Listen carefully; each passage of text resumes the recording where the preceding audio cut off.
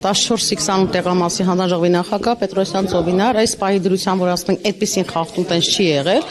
ուղղակի ոչ տեղամասի կենտրոնում միջանցքում ինչ որ մի տղամարդ բարեկամին ա բերել ասա ես պետք է ուղեկցեմ հետո էլ մեկն ասա չէ ես եմ ուղղորդելու եւ այնտեղ խնդիր առաջացել դիտորդը դուրս ա եկել ասա ես այդտեղ լրագրողների հարցազրույց էի տալիս լրագրողներին չեմ նկատել բայց կենտրոնում չի եղել ուղղակի միջանցքում դուրսը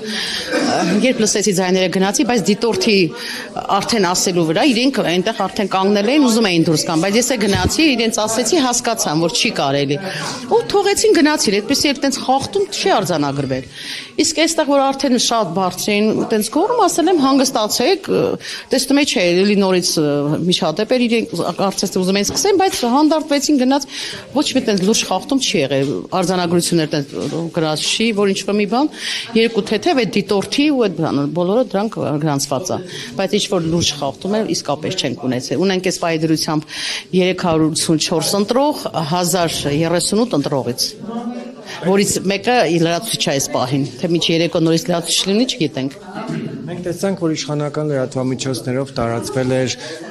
իբր հայ այսպես ասենք բացահայտման անվաններ կա որ դուք մեր գործընկեր Անի Գևորգյանի մայրն եք մոտենում եք դիտորդներին լրագրողներին իբր թե ուղղորդում եք Ես ճիշտ ասած դեռ չեմ ընթերցել, տեղյակ չեմ, բայց ամեն դեպքում ես պես բոլորին եմ մոտենում, որ գնացեք, ստուգում եմ գրանցվում են թե չեն գրանցվում, որպեսզի հետագա խնդիրներ չառաջանա։